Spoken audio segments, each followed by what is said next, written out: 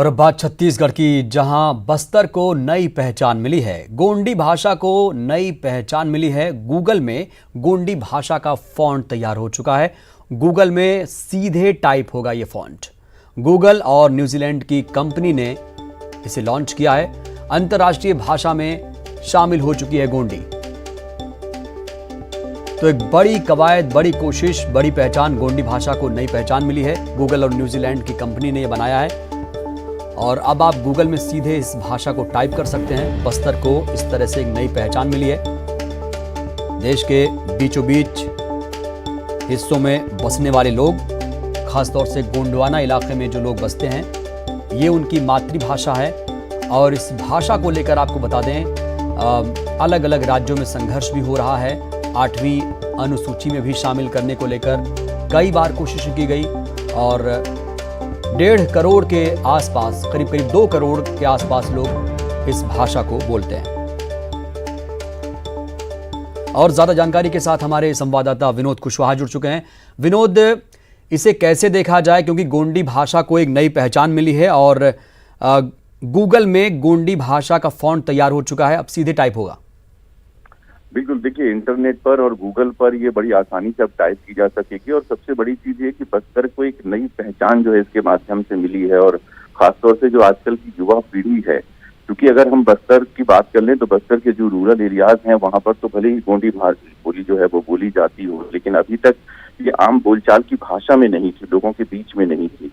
और उसे पहचान दिलाने के लिए जो बस्तर के युवा हैं वो एक प्लेटफॉर्म उनको मिल सके, वो इसकी उपयोग कर सके, तो इन तमाम चीजों में बड़ी आसानी होगी। और बस्तर की पहचान अब ये कह सकते हैं कि बल्कि 7 समुंदर पार, हालांकि संस्कृति को लेकर के बस्तर की पहचान रही है, लेकिन भाषा में जो दिक्कतें थी उन तमाम चीजों को पार करते हुए एक अलग पहचान जो है वो बस्तर ने अपनी कामयाबी के तौर पर ये कर लिया। तो ये कह सकते हैं आने वाले समय में बस्तर को एक बड़ा प्लेटफॉर्म मिलेगा। यहाँ बिल्कुल, आने वाले वक्त में बस्तर को एक बड़ा प्लेटफॉर्म, नई पहचान मिलेगी। आप बने रहिएगा हमारे साथ। विनोद, इस वक्त समाज सेवी शुभ्रांशु चौधरी साहब भी जुड़े हैं। शुभ्रांशु जी, बहुत बहुत स्वागत न्यूज़ 18 में।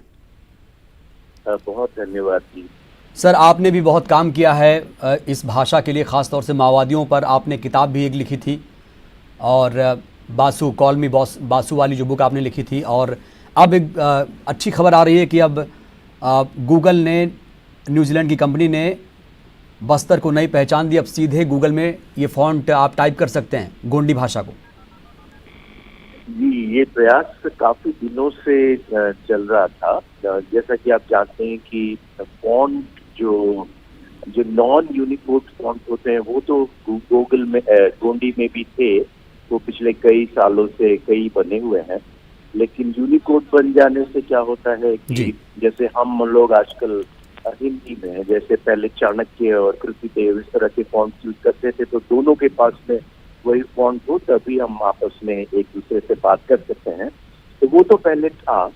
तो यूनिकोड कंसोर्टियम के पास हम लोग लगभग 3 साल पहले गए थे और उसको 1.5 साल करीब उसका ओके होने में लगा। और फिर हम लोगों को खुशी है कि गूगल जैसी कंपनी ने इसमें रुचि दिखाई। तो अब एंड्रॉइड फोन में भी जो नए फोन के वर्जन आएंगे उसमें ये यूनिकोड फॉन्ट गोंडी का डला हुआ रहेगा। तो इससे गोंडी भाषा को बचाने में और मदद होगी, ऐसा हम लोग को लगता है। भाषा की हालत तो बहुत खराब है। गोंडी संभवतः हमारे देश की सबसे पुरानी भाषाओं में एक है। संस्कृत से भी बहुत पुरानी है। हिंदी का तो अभी हाल 200 सालों का इतिहास है। तो गोंडी एक ऐसी भाषा है जिसकी खुद की लिपि है, एक नहीं 2 लिपि है। हिंदी की कोई लिपि नहीं है, अंग्रेजी की कोई लिपि नहीं है। तो ये हमारी समृद्धि है, ये हमारी पहचान है। बिल्कुल शुभ्रांशु जी, यहीं पर एक बड़ा सवाल खड़ा हो जाता है कि जब इतनी पुरानी भाषा है, करीब 5000 साल पुराना इसका इतिहास रहा है। मोहनजोदड़ो, हड़प्पा से लेकर ये भाषा निकली है और वहाँ से इसका भी इतिहास मिलता है। तो ऐसी क्या वजह है कि ये मातृभाषा जो व्यापक इलाके में बसे लाखों करोड़ों लोग बोलते हैं, अपनी आखिरी सांसें भी गिन रही है? अब ये तो आपने एक राजनीतिक प्रश्न पूछ दिया। हर प्रदेश, हर भाषा को राज्य मिला। मैं बंगाली हूँ तो बंगाल मिला, गुजरातियों को गुजरात मिला, गोंडी बोलने वाले लोगों को गोंडवाना नहीं मिला। ये प्रश्न भी फिर पूछना चाहिए। तो भाषा एक बहुत ही प्राथमिक चीज है कि समुदाय समाज को बचाने के लिए 1.2 करोड़ गोंड आदिवासी रहते हैं, ऐसा 2011 का सेंसस जी जी। बताता है। लेकिन गोंडी में एक भी कम्युनिकेशन प्लेटफॉर्म नहीं है। ऑल इंडिया रेडियो, जो कि हमारे देश का एकमात्र रेडियो स्टेशन है, क्योंकि जंगल और पहाड़ के इलाकों में तो सिर्फ रेडियो ही पहुंचता है, एक भी गोंडी में न्यूज बुलेटिन नहीं करता है। जबकि संस्कृत, जो कि गोंडी के बाद की भाषा है, उसमें कुछ 24,000 लोगों ने 2011 में कहा था, उसमें बहुत सारे न्यूज बुलेटिन होते हैं। तो ये एक राजनीतिक प्रश्न है और उसी का रिपरकशन आप यहाँ पर देखते हैं कि मध्य भारत में जो माओवादी आंदोलन है जी जी। उसमें 99% लोग आदिवासी हैं और उसमें से अधिकतर 90% से ज्यादा गोंड आदिवासी हैं और उनमें से अधिकतर 90% से ज्यादा सिर्फ गोंडी भाषा जानते हैं। चलिए, 90% से ज्यादा लोग गोंडी बोलते हैं, इसके बावजूद अपनी आखिरी सांसें गिन नहीं। लेकिन ये एक बड़ी खबर यहाँ पर कि आप गूगल में सीधे आप इस यूनिकोड फॉन्ट को टाइप कर सकते हैं। बहुत बहुत शुक्रिया आपका शुभ्रांशु जी, बात करने के लिए न्यूज़ 18 से।